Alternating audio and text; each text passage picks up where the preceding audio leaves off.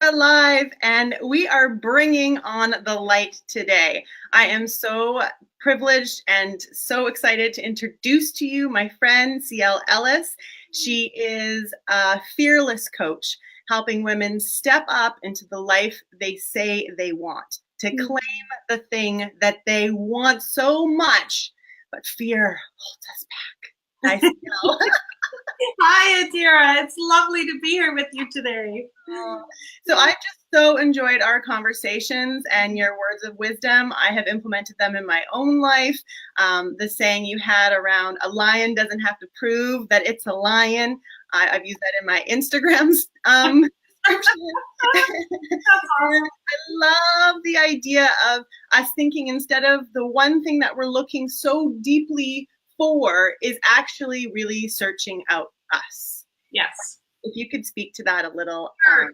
So if you have a desire that is coming to you, and particularly in the case of desires that have longevity, so you've had this idea for a while, just know that is meant for you. All you need to do is now find a way to grow into believing that you could actually have that. And this is what is so critical. We have expectations and we have preferences that get in our way. We think, I want to step into this bigger venue. I want my business to look like this. I want to have this income. And if it doesn't immediately look like the way we think, we get scared and we pull back. This mustn't be it then. I must be doing it wrong. I don't want to be made a fool, so I'm going to pull back. And this is the exact place we leave ourselves behind.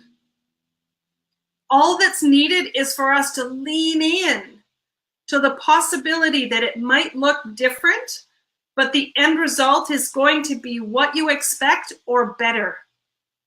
And that's a key thing, or better. What I've learned in my life is the ideas I've had for where I'm heading are never where I actually land. They are better than what I could perceive when I was making the decision.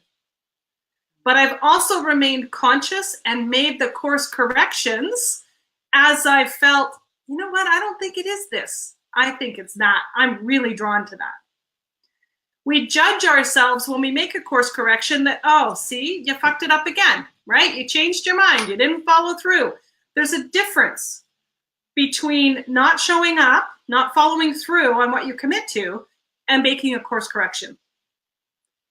We cannot know from a week from now what our life is going to look like. If we don't give ourselves the opportunity to course correct, then we're basically setting our ship on a destination. And even if the iceberg shows up, nope, that's where I'm headed. That's where I'm headed. I can't course correct. Right.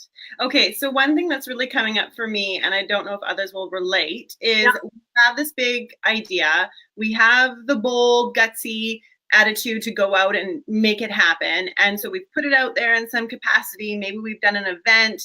Maybe some people have maybe showed up, or it's very little. The impact it's making is not enough to survive, right? And you think, this isn't it. I can't live like this. I can't put all this energy into this thing if it's not gonna get some life of its own and start working for me. So then we'll pull back. Right? We'll be like, well, only 2 people came, or, only 3 people watched, or whatever. And then we're thinking that's not it. It's got to be something else. Right. Which might be true and it might not be true. Here's the other thing. We tell ourselves a story all the time. So there's a place where we reserve a little bit of our energy for disappointment. So we set our sights on doing the live event, and we have a vision that we want to have 10 people there. And we do a bit of marketing, we talk to a few people, and 2 people show up. There's your reserved energy for disappointment. If you were 100% in, what are the actions you would be taking? If you were absolutely certain that you could get 10 people to that event, what would you be doing differently? You'd be calling more people. Exactly. You'd be relying on your resources to spread the word. Yeah. You would be getting a venue that doesn't cost you as much, so that the people that do attend is actually profit for you versus all your expenses. Right. Right? Yeah. There is a different energy involved, I think, when we believe in the thing we're doing and we're full steam ahead. It doesn't matter what, we do it all. We try and, splatter the posters as many places as possible. We talk to people, but we do it in such a confident way, like, you have to come to this. Like, and then there's the kind where you're like, this is my event. Like, I hope you come. Please come.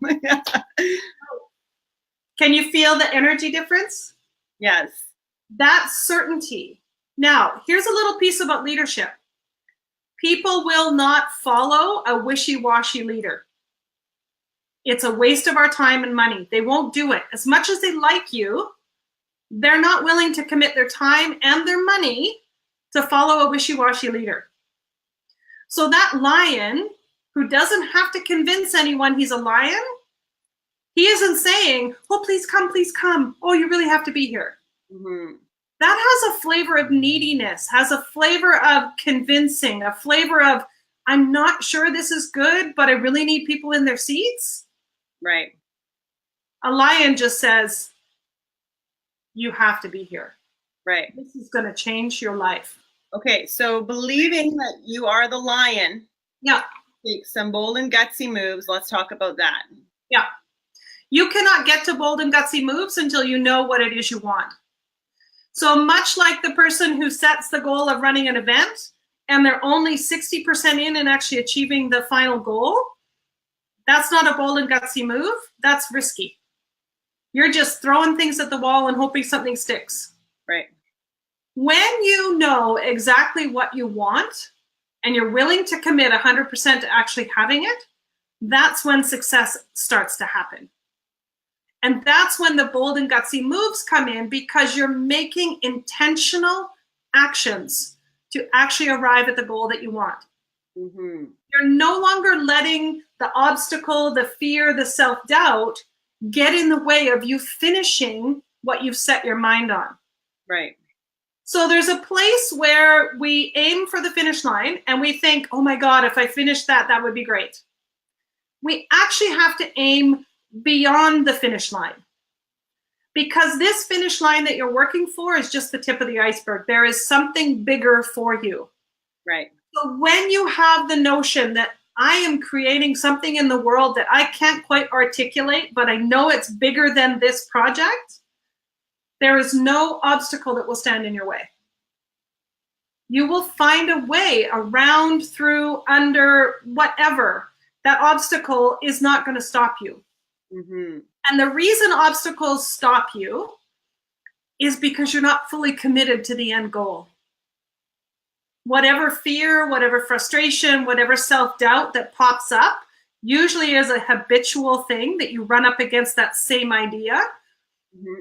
Rather than look beyond the obstacle, we pull back. Oh, see, I'm a failure again. I guess I better not do that. Right. I've come up against this point before.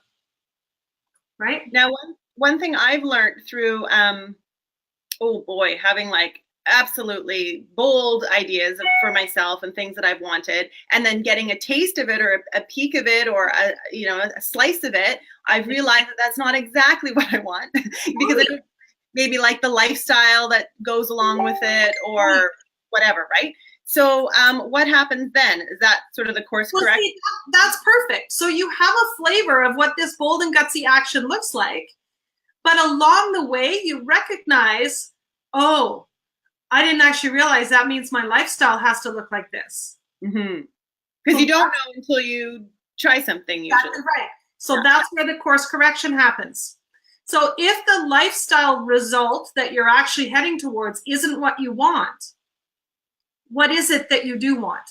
Mm-hmm. Mm-hmm. What is the lifestyle specifically that you want? Craft your thing around creating that. Yeah. I did that project. I don't know if other people do that, but it's like my little ideal day and sort of what that looks like, right? And then it was almost like I just needed to show up in a way in the world where I was able to share my gifts basically and the things that I really feel called to talk about and share with people, right? And so I felt like as long as I was doing that and living the life that I wanted to live, what my daily day looked like, I thought that was what success kind of meant for me. Right. And is it turning out to be successful for you? Are you feeling successful? Yeah, but it's so funny. Yes. And it never stops. Like Right. now I want something more. Now that I've achieved, say, buying the house and having the lifestyle that I do, and doing the work that I do, there's still more. There's what's next, right? Right. Yeah. And isn't that perfect? That's our evolution, right? Mm-hmm. Some people are happy hitting a plateau where they achieve a career that they go to work 9 to 5, they have a great lifestyle, they have a lovely relationship. That's fine.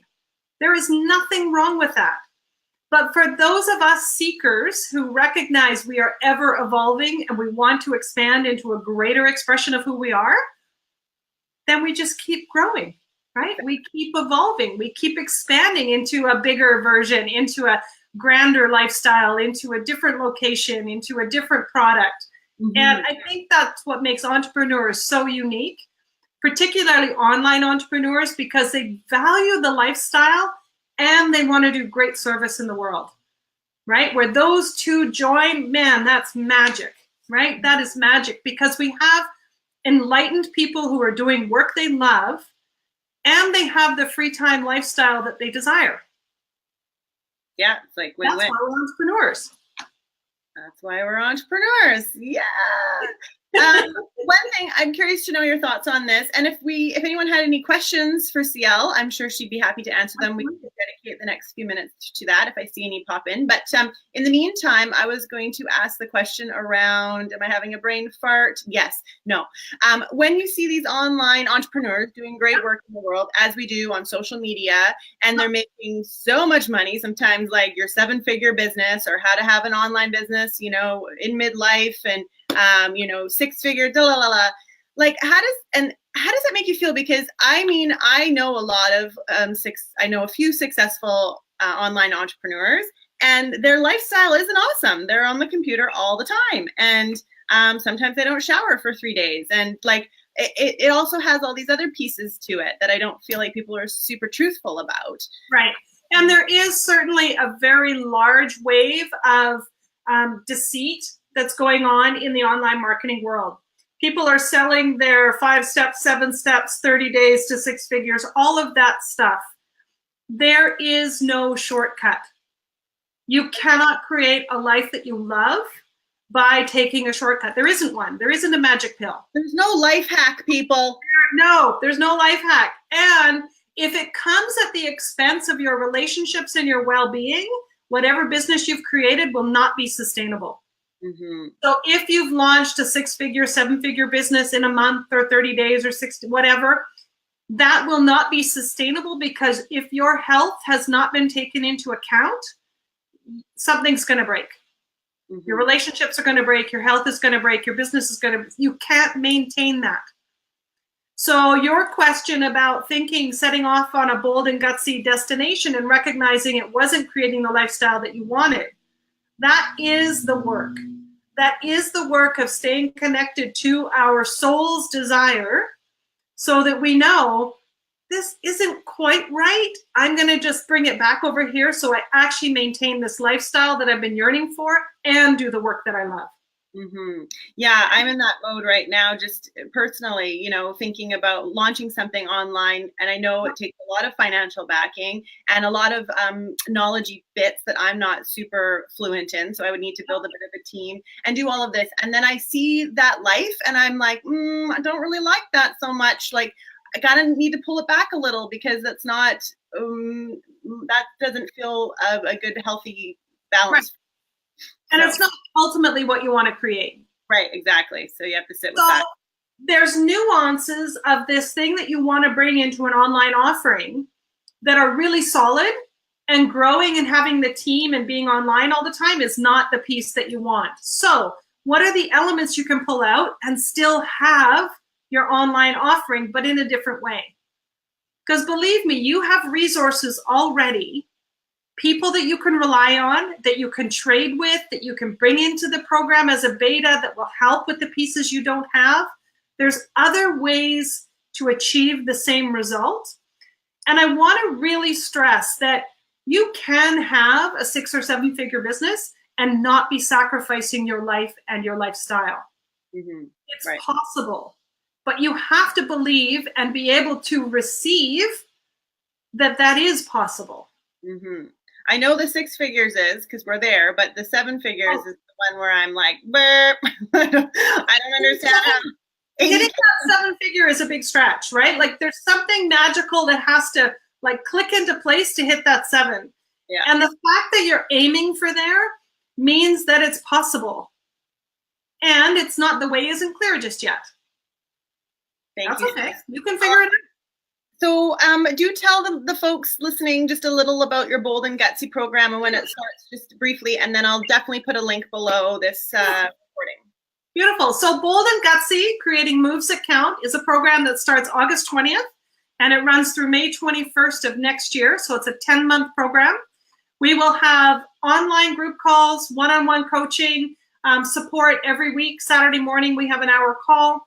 We'll also have live retreats. We'll have gift boxes in the mail. It's just full. So the key is eyes on you. Lots of support. The group is going to come together just beautifully, support you as well, because everyone's, moving on this same journey. But eyes on you, professional eyes watching you, watching where you slip, where things get difficult, and immediately jumping in to support you so that same fear and doubt doesn't have you stop again. You are entitled to have what you set your sights on. No question. No question. No question. No question. You're questioning you, but we're not. We're not. And we're not going to let you slip into that same pattern of doubting that you can't have it. Right? Which means you have to get really clear on what it is you want, because there's no point committing to something that you don't actually want. What's the point? Why pay me for that? You can fiddle around on your own and have the things that you think you want and then you don't want. Like, what's the point? So getting really clear what you want, we're going to set a course and actually get you moving in that direction without the fear and the doubt stopping you. Beautiful. Yeah. Thank you, Ciel, for all your work and today. I hope everyone got something from it, a little something, even if it's just the lion doesn't have to prove that it's a lion. One of my favorite lines. That's Thank you, Ciel. Thank you. Cheers. Have a great day, everybody.